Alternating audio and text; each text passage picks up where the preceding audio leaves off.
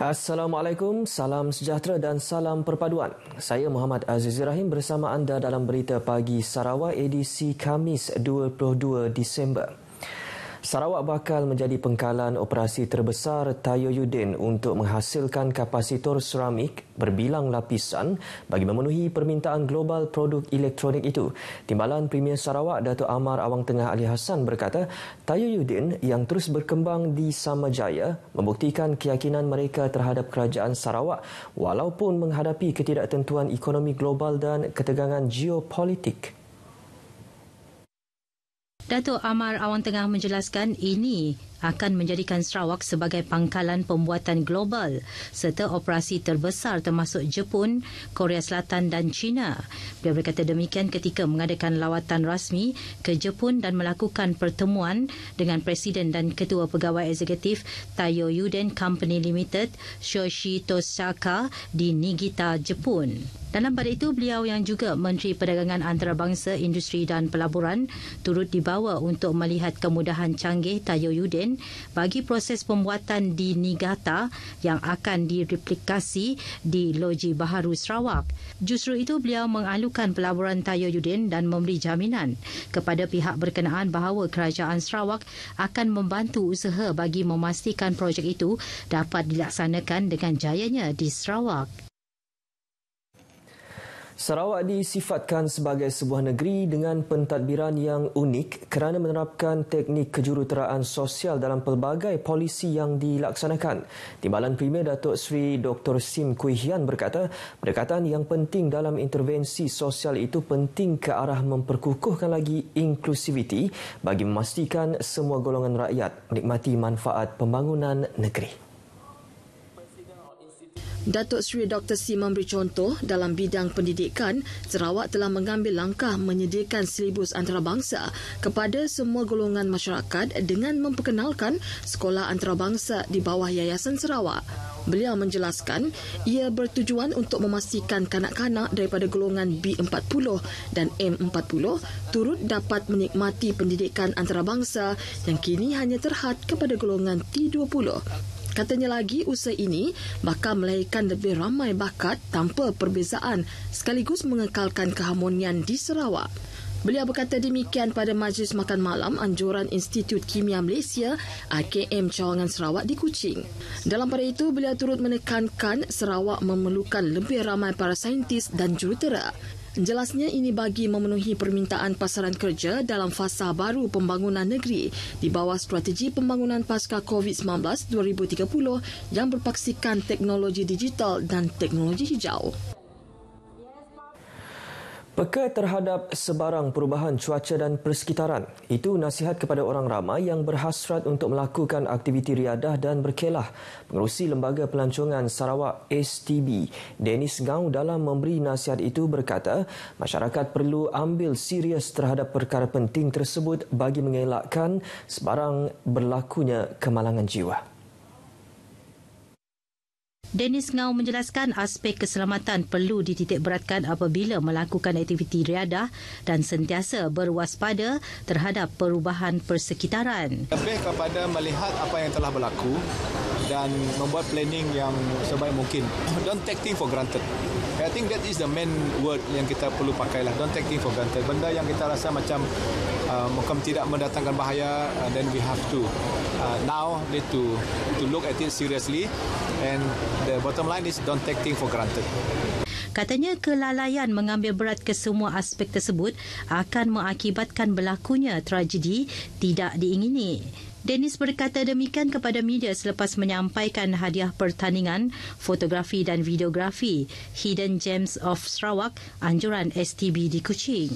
Sementara itu, Ketua Pegawai Eksekutif STB Syazad Datuk Saleh Askor menasihati penggiat industri pelancongan untuk berwaspada terhadap perubahan cuaca semasa yang tidak menentu berikutan faktor perubahan iklim. As industry players, they must take responsibility. Pasal weather is very unpredictable now due to climate change. So kalau kata ada weather forecast tu, kita mesti ambil berat. Jangan just doing it for the sake of business sahaja. Mengambil pengajaran atas tragedi tanah runtuh di tapak perkemahan Fathers Organic Farm di Batang Kali, Selangor, Syazed menambah langkah berjaga-jaga adalah penting dan tidak boleh dipandang ringan. Sementara itu, Pengerusi Lembaga Pelancongan Sarawak STB, Dennis Ngau memberitahu Sarawak dijangka merekodkan 1.8 juta ketibaan pelancong menjangkau sasaran awal iaitu 1.2 juta pelancong tahun ini. Jelas Dennis, salah satu faktor terhadap pencapaian sasaran itu adalah kerjasama erat dengan pengamal media tempatan. Dennis Ngau menambah pengamal media di negeri Sarawak telah menunjukkan sokongan padu secara proaktif dalam membantu STB mempromosikan produk-produk pelancongan yang terdapat di negeri ini.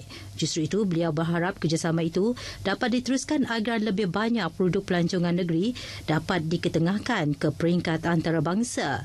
Tambahnya, langkah ini seterusnya akan meletakkan negeri Sarawak sebagai destinasi wajib untuk dikunjungi dan diminati pelancong.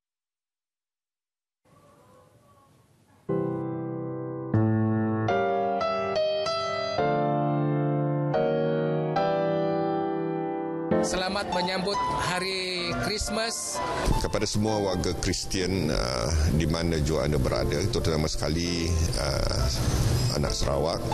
Selamat menyambut Hari Krismas. Selamat Hari Krismas kepada semua yang meraihkan Hari Krismas. Selamat Hari Krismas dan selamat Tahun Baru 2023 kepada seluruh penganut agama Kristian. Selamat Hari Krismas kepada rakan-rakan yang meraihkan Hari Krismas. Dan selamat Hari Krismas kepada semua yang penganut agama Kristian. I want to wish everyone a Merry Christmas and a Happy New Year.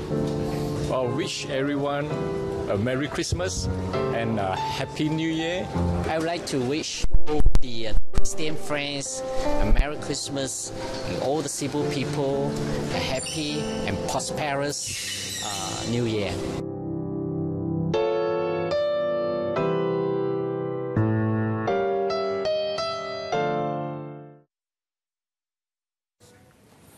Bersua kembali, Angkatan Pertahanan Awam Malaysia APM Sarawak bercadang memperluaskan pusat latihan agensi itu di Kuching.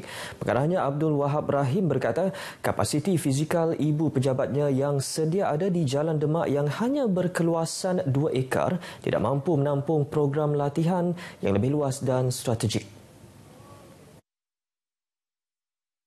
So kita bercadang untuk develop sekurang-kurangnya 10 ekar lah. Oh, di mana tanah? Memang tanah 19 ekar lebih. Berapa bajet itu? Saya jangkakan lebih kurang dalam 100 ke 150 juta. Itu antara isu yang dibincangkan dalam kunjungan hormat terhadap Premier Sarawak, Datuk Patinggi Tan Sri Abang Johari Tun Openg di Wisma Bapa Malaysia Kuching. Abdul Wahab menjelaskan ketika ini APM Sarawak mempunyai keanggotaan aktif sekitar 10,000 orang dan dengan peluasan struktur agensi itu mampu mengembangkan keanggotaan kepada 3 kali ganda. Premier Sarawak dalam pertemuan itu katanya turut optimis mengenai perancangan untuk memperluaskan fasiliti agensi terbabit.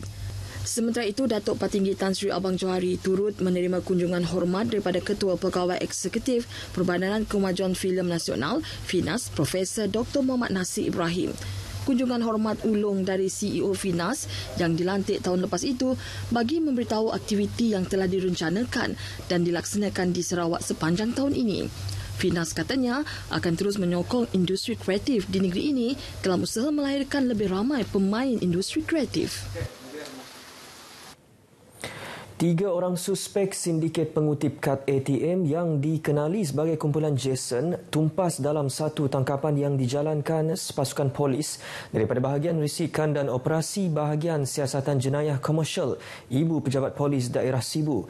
Ketua Polis Daerah Sibu SCP Zulkifli Suhaili berkata kejayaan tersebut hasil daripada risikan yang dijalankan sejak bulan Jun tahun ini yang melibatkan kerugian lebih RM175,000. Pada 20 Disember 2022, satu tangkapan telah dilakukan oleh bahagian risikan komersial IPD Sibu yang merupakan dalang utama kes pengutip kad ATM ini yang kita kenali sebagai Jason alias Along. ACP Zulkifli berkata demikian kepada pemberita dalam satu sidang media di IPD Sibu. Siasatan awal kita dapati KATM yang diterima terlibat dengan kegiatan penipuan online seperti pinjaman tidak wujud, e-dagang, makau scam dan tipu tawaran pekerja sambilan. Tambah beliau, setiap akaun yang disewa atau dijual akan dibayar pada kadar RM400 hingga RM500 bergantung kepada jenis akaun dan bank. Jelasnya, susulan tangkapan tersebut, pihak polis berjaya merampas 13 keping kad ATM yang akan dihantar ke sindiket lain, 16 keping kad SIM, 1 keping kad pengenalan, 6 unit telefon bimbit dan sebuah kereta. ACP Zulkifli dalam pada itu menasihati orang ramai untuk tidak menyerahkan atau memberikan maklumat akaun kepada mana-mana pihak bagi mendapatkan keuntungan. Baik, paparan itu tadi mengakhiri Berita Pagi Sarawak edisi Khamis 22 Disember. Saudara saksikan Kemuncak Bintang Kecil 2022 yang akan berlangsung di Stadium Perpaduan Kuching Sabtu ini pukul 9 malam. Sehingga berjumpa lagi, salam perpaduan. Assalamualaikum.